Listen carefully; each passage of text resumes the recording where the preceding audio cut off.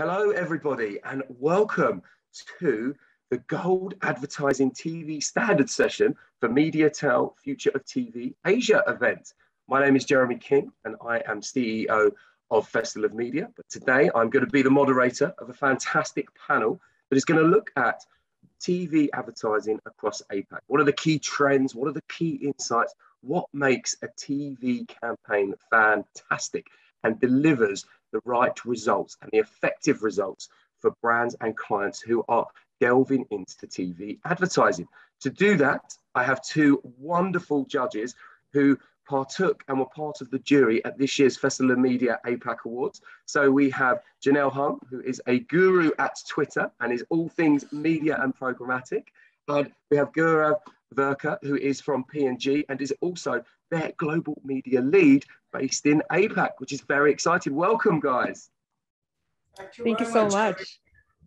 Excellent. Well, I thought we'd start from the very top, actually. You guys had the wonderful privilege of going through some marvelous shortlisted entries from the APAC region, particularly around the TV campaign. So I wanted to kind of go back. I know it was back in February or the start of March that we did this, but hopefully some of those insights and trends stuck with you. So I'm going to ask you, what were the kind of key insights or pieces of wonderful knowledge and education that you took from those campaigns that were shortlisted at Festival of Media APAC Awards this year?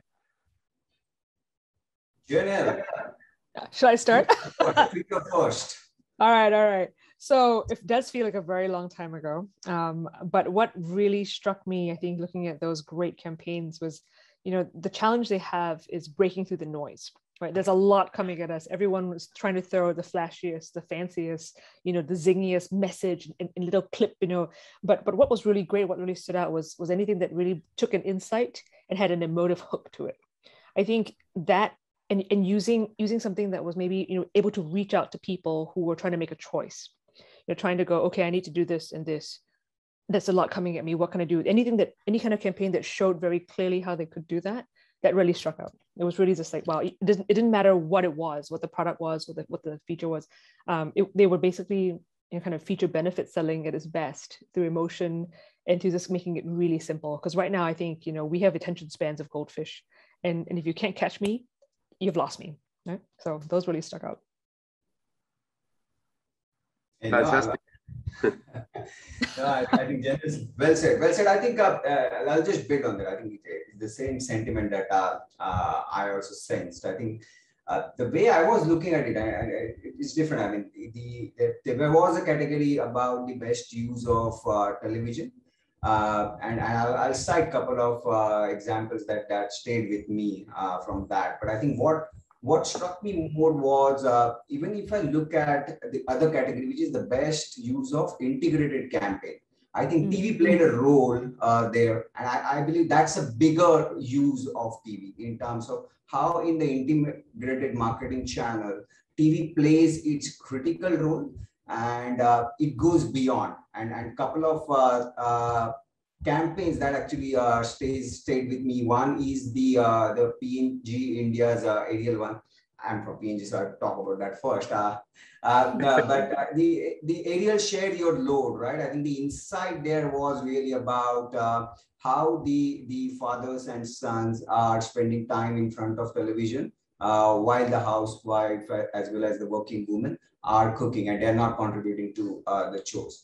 Now, when the fathers and sons through the male programming on cricket, they see that it's commentary on that situation, right? So when television actually elevates the entire campaign experience to give the consumer first-hand feel, I think the best use is in that area. So how television is going to go beyond just what we started as just a 30-second television spot to actually give an experience and interactivity. I think those two, experiential and interactivity driven, are the two keywords that stayed with me.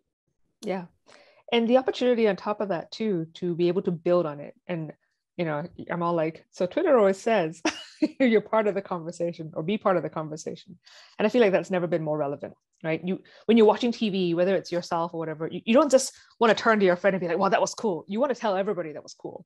right? You want to immediately communicate. And then there is sentiment. And then there is a life of its own. And that's how things really go in terms of whether that was really cool or something completely forgettable.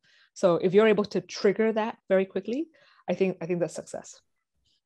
Yeah, and I think I mean, you guys are doing my job for me, but that's brilliant because I was about to ask that two things really. One is what's been very noticeable across the entire year and the portfolio of awards programs we've done is that every campaign has and seems to have a cause or a piece of social good marketing at its very heart, which is wonderful. So we'll come back to that in a bit, but I suppose the point for me to pick up on straight away is actually, and Janelle, you both touched on it, is the fact that it's not just that 30-second TV spot now that makes TV advertising so great. It's the fact that you may have a second screen or a third screen in some cases, and you're interacting. So actually, how in APAC are we seeing that play out? Like Janelle, you say, actually, it's all about being part of the conversation, which is great. So people, I presume, are watching and then commenting at the same time. So I suppose from a TV advertising planning perspective now, having the likes of Twitter and other platforms is now key. Briefs are no longer what they used to be, right? I mean, GV will know back in the day, line 1, TV, line 2, this, line 3, this. Now it's, you better make sure it's all linked together because I'm going to expect a report at the end that tells me exactly how my dollars were spent, what you did, and how good it went whoop on the metric I wanted. When it comes to TV planning, we get everything, right? It's not just, and I'm speaking not just for Twitter, but for MoPub on the SSP side as well, with gaming and mobile is a big part of that. The campaigns coming in are, okay, we want to know timing, when to do this, when we can get the most number of, whether it's likes or shares or retweets or consumption, and then how that played out in terms of consuming, maybe let's say for TV, whether it's trailer, 2-minute bit, and then the whole thing, and then what happened later, and then will that drive, sales and products and so on, right? So there's a whole list of things that goes into TV planning, and then it differs market to market, right? Some markets, they're more used to sitting all together in one big room watching it, and some markets it's on the mobile phone, and that means even more measurability. That to me is a bit of a dirty word because I love being able to measure anything. Anybody in digital does, but at the same time, then what are you measuring? What is too much? And I'll defer to GV for his perspectives on that. Janelle, I think you nailed it. I think there was a time when we were discussing about moving the media budgets away from television to all the upcoming digital channels, and that point, I remember. that push was needed in order to seek the balance, right? I think but now the advertisers, brands are also awakening to the fact is that TV has its own nuances, and those are not just the traditional nuances about it being the mass awareness driver, quick reach builder. I think that continues. But on top of that, I think what television is also making us realize in the wake of the entire digital revolution is that digital is a highly personal medium. Whereas TV, in large parts of APAC, it is still a community or family viewing medium, right? There are parts of rural India where in the entire village, there is just one TV and the entire village gathers and gets the information and content from there. And then that becomes a discussion point where they are making the decisions about their brand experience as well as the regular lives, right? I think so the way TV acts as a glue, as a community or a multiple viewers driver, because you cannot take your television 42-inch and just watch it in a train or bus, right? It's an appointment viewing, and that to a large extent, I think, in case of APAC, I think holds good. And second thing, I think, which is very peculiar to the Asia APAC side is that it's a home to storytelling, right? And then all these soap operas that play out, it's the stickiness index of TV is very high. The digital content, it's becoming shorter and shorter, right? The way you will just skip the ads or move from one Facebook to another one, right? I think yes, it has its own role to play, but simultaneously, I think the way people will come dropping everything and sit in front of the TV and watch it, I think TV still plays that role in it. Very much so. I even get plans even asking me to, make sure that we cover the space between ads, right? It's like, all right, that people are watching TV probably like, we said earlier with the device, and the minute there's a break, they're going maybe somewhere else with that device. So you better make sure we're covering that device at that time so they come back and don't channel surf. Show fatigue and TV fatigue is real, right? I don't know what to watch. I'll just go play a game, or I'll just go chat with my friends. No. We want them watching that show to make sure they see our ads. So bring them in somehow. Yeah. And that's really interesting, Gaurav. What I love about that is that P&G had actually considered moving budgets away from TV, but then realizing it's the glue that kind of holds it all together. And it's really interesting to see that it plays such a big role in the marketing strategy for you guys, which I think is wonderful. And you're absolutely right when it comes to people being in different spaces. I think the pandemic has only accelerated the use of those devices and people being able to access content on the go in different places. What I like from this is, we touched on it, and Janelle, you touched on it very briefly about measurement, but what does success look like now for TV advertising campaigns from both a brand perspective and from a platform perspective and from your client's perspective?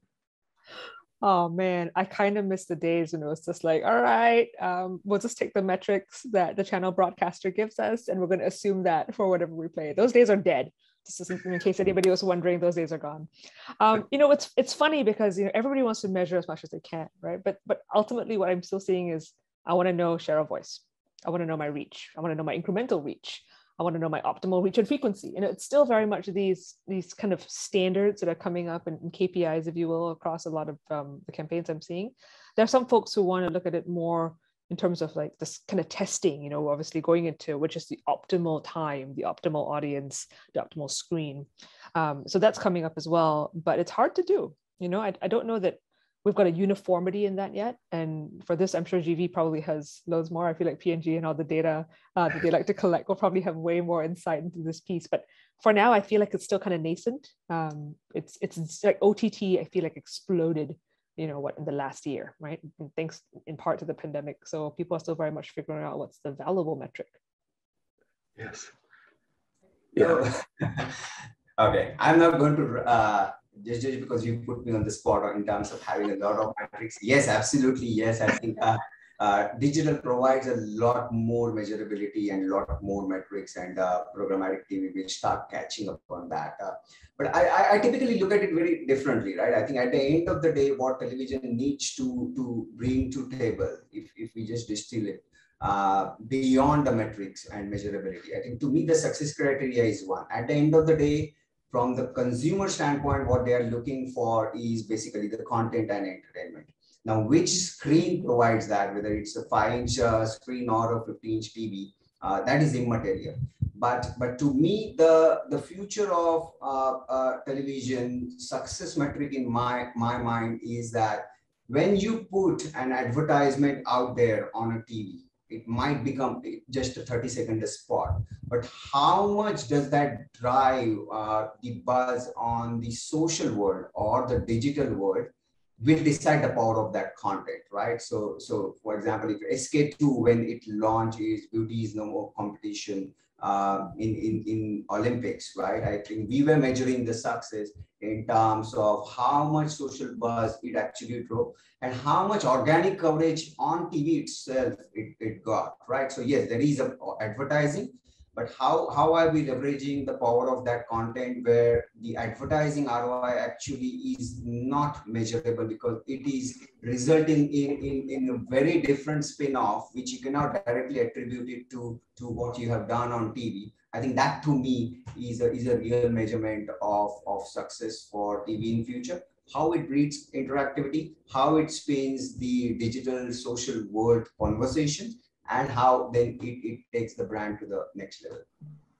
Yeah, and I think that makes total sense, and some brilliant advice and brilliant views in there. And I think, Janelle, you mentioned there kind of OTT and the explosion of that. And I suppose one of the things linked to that, which you know a fair amount about, is programmatic and TV and kind of how are we looking with that in terms of APAC, and where is the APAC market, and I suppose how do people take advantage of OTT going forward? I love this topic because I think APAC finally, and this is an inside joke maybe, but finally it was the year of mobile, right? OTT, mobile gaming, programmatic, it all went on the small screen. Something I've been championing for many, many years. It finally arrived. So, in terms of that, and it's even, I feel like it's even more ironic, programmatic used to be like remnant inventory, back in when it first started, and suddenly it's not. And suddenly it's premium, and suddenly OTT has made it even more premium. And that's the big thing. So I love this evolution. I think it's kind of, in a way, come full circle. The patterns that we've seen emerge, I feel are really driving this forward in terms of the future of TV and the future of programmatic, right? What can be bought programmatically? Just about everything. You can buy a billboard programmatically if you wanted. So it's all about efficiency, right? Transparency. Everybody wants to know, in terms of advertising dollars, what you're getting, what you paid for. You can measure viewability. That's critical. And there was a time when I was like, the big V word, but now I fully believe it, right? Why wouldn't you want to measure it? Before, in the early days, TV was like, yeah, we know it's a 40-year-old lady watching this TV show. No. Now we want to really know whose eyeball it is and what we're paying this for. And this is something that we are able to do today. In terms of the amount of time that people are watching, we can also measure that, right? There's actually an efficiency quotient there that didn't exist before.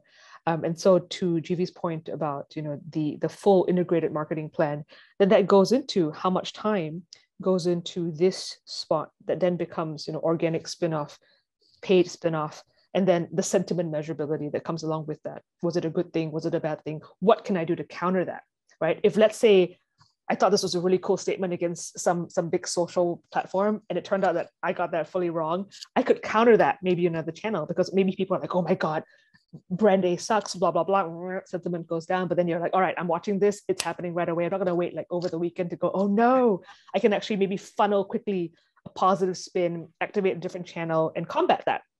Right? These are things that you couldn't do before. And now you can do that at scale. Right? There are measurement tools and plug all that in and go, okay, you got to activate. Or, hey, look, it's actually becoming huge. I mean, hashtag Squid Game, it's suddenly huge. What can we do to jump on that and push out something else you can't push out a new product, but push out something else in tandem with that, jump on that quickly and use it as an offshoot, bring everybody in and build that brand positive sentiment around that even more. That kind of stuff is cool. You can do that today. You couldn't before. Yeah, I think it's absolutely fantastic. And I think what we've seen over the time of the pandemic is that this role has kind of been accelerated, in the sense that people have, I suppose, if you like, lost a few of the shackles and have become much braver. And there's almost an opportunity to make a mistake and people to forgive you, I felt, over the pandemic. Is that something you felt? And from a Twitter perspective and from a P&G perspective, how bold have you been over the last 18 months? I fear the keyboard warrior. I fear them. I actually do. And I don't say this lightly. I think there's a lot of, this is a little, segue, but, there's a lot of anger you get, when you're isolated and all you have is that screen. It changes your perspective. I think it takes away a little bit of that social piece. So before, when you might be more kind and forgiving of something, now it's like, raw, and I want to tell somebody about that immediately, and I want to have an impact. So, TV more so than ever, with OTT, with the different screens, your impact is real, right? So there's a lot of consideration that needs to go into that, especially thinking about, integrated marketing plans and the people you're reaching and the personal feeling that you're having, especially with a lot of people in Southeast Asia, maybe engaging on a mobile device or together in a big room, in those situations, right? There's still that community feeling, and it's hard to discount that. Yeah. And GV, are you finding the same? Yeah. No, I think programmatic TV is evolving. I believe it has a unique advantage. I think when digital world, digital programming, programmatic world was evolving, right? They had to do a trial and run because there was no precedence. So everything that brands care about, which is the brand safety. Now, in traditional TV world, there was no issue about brand safety because where your ad is going to appear and it's all curated content, right? When the entire digital inventory exploded and brand safety suddenly became a primary issue and concern, or the ad frauds became an issue and concern, right? All of that learning curve, the digital has already, in a way, has tried and tested. And how now programmatic TV, when it is coming in and catching up, I think how the programmatic TV actually learns from that experience, I think that will become the key. And to your point in terms of the COVID-18, I think it has been a boom in terms of not just the digital media. I think obviously the digital consumption went up, but we also saw that actually the TV consumption also increased equally, and for different reasons. When we were talking to the consumers in APAC, what they told us was we normally consume content on digital screens, but now because of COVID and work from home situation, because I'm consuming my digital screen almost 24/7, because I don't know what time I'm starting my day, what time I'm ending my day. I need a physical separation from that screen. So even if I'm watching the Netflix on my monitor, I still feel like I'm in office. Whereas the TV that is there in the living room, if I start watching, I physically am taking a break, and that acts as a mental break, right? And that's a COVID-18 phenomenon, because before COVID-19, what was happening was the screens were merging. It was just the content where you're going to consume. But now TV as a screen has its own separate role to play. Yeah, yeah, and that's a very good point that I hadn't actually thought about. You're absolutely right. There's nothing worse than, you're right, spending 10, 15 hours on your screen and then having to watch TV on the same screen. You're absolutely right. And from what I've seen, there has been a resurgence in TV advertising, particularly from brands. We're seeing more and more brands on a global scale starting to come into TV, and brands that you wouldn't necessarily, I suppose, assume with TV advertising, like lots of e-commerce brands, the likes of Peloton, and products and services that would never have done TV advertising, and now move into that space, which I think is brilliant for the industry.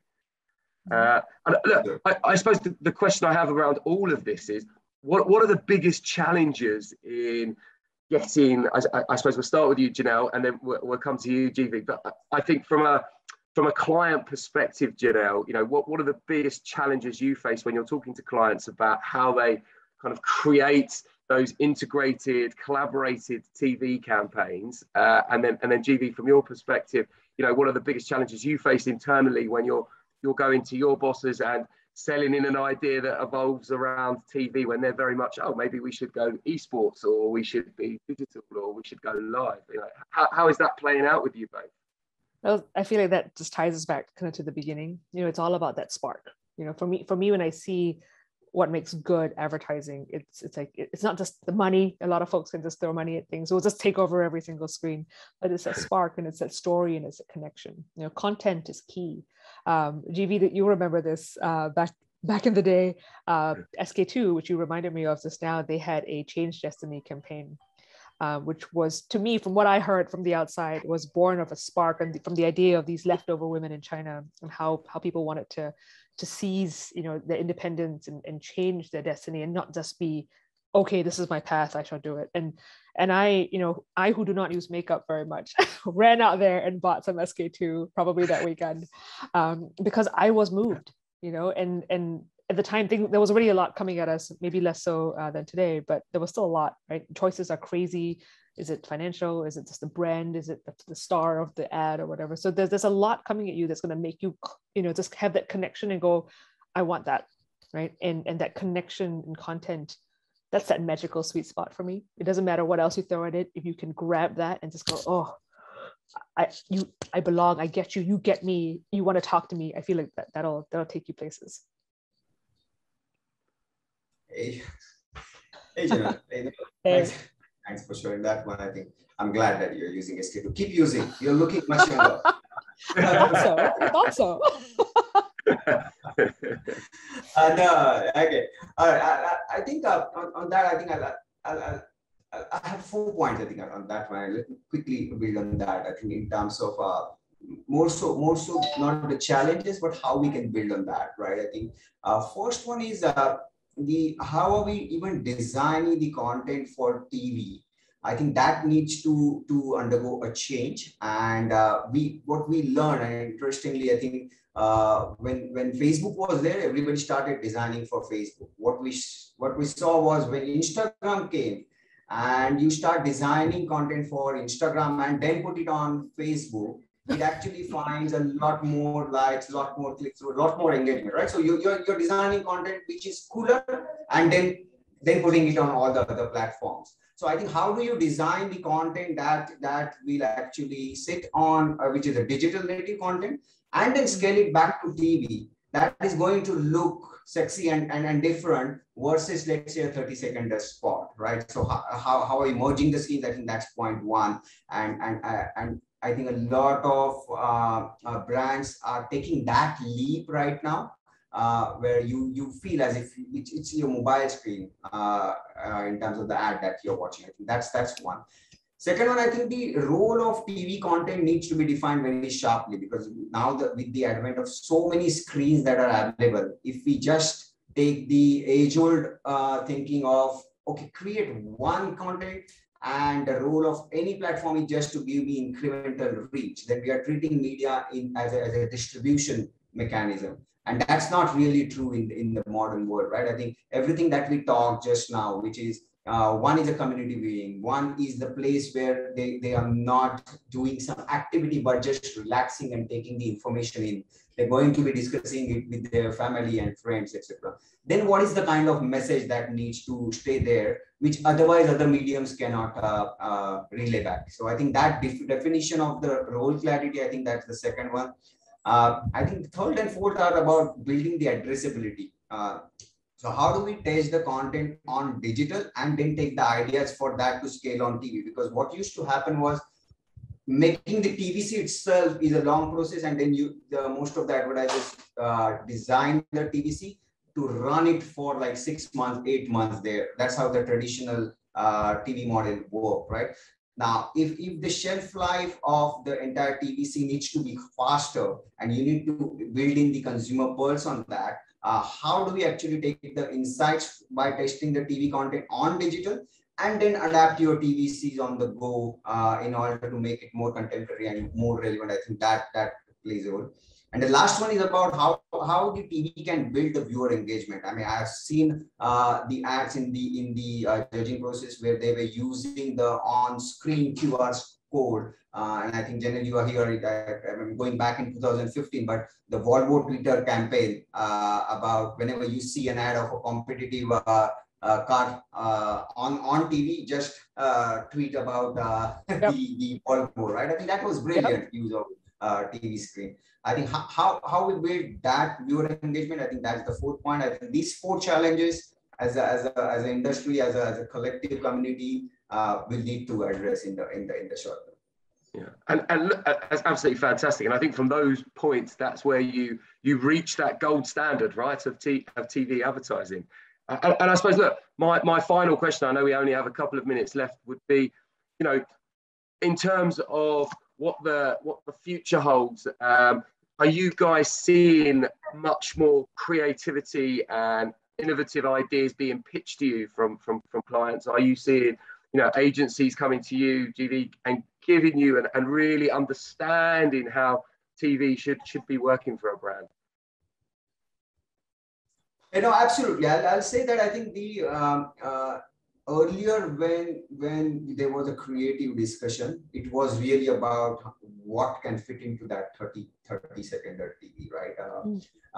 And that still is the base of it. But I have seen that there is a step change in terms of how now the focus is more on platform back, which is what is right for platform A versus B is going to be different. And therefore, while the idea needs to be same, there is an increased pitching in terms of how that idea can actually can be brought to life in a much more native way on TV versus on YouTube versus Facebook and Twitter and so on and so forth. And I think that kind of education as well as understanding is now omnipresent, and we are seeing that. I think even when the publishers as well as the channels approach us, earlier the discussion was about how many TRPs and GRPs the channel is generating. Now the discussions are moving towards how it is generating the brand engagement as well as the interactivity. And therefore what can be done. Earlier, the editorial and advertising lines were very, very clearly defined. Now, as the advertisers make more efforts in order to design the advertisements which are more like content, which will drive social buzz, social conversations, social causes, etc. I'm seeing the equal efforts taken from the TV side as well, in order to be accommodative, in order to be innovative in terms of how the advertising can actually become the kind of content platform. I think the case that I remember from this time during was about the entire ANZ Bank, when they integrated the TV campaign into the news, because there was advent of fake news on the social, and people still believe that traditional TV is authentic source of news, right? And how do you leverage that? I think that kind of ideation and collaboration is the way forward.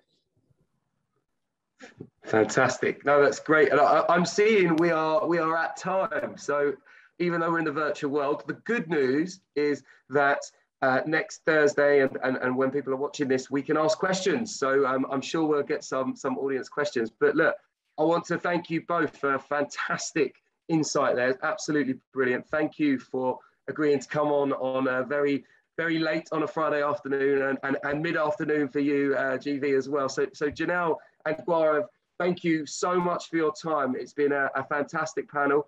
Thank you very much. And thank you so I look much. forward to seeing you both soon.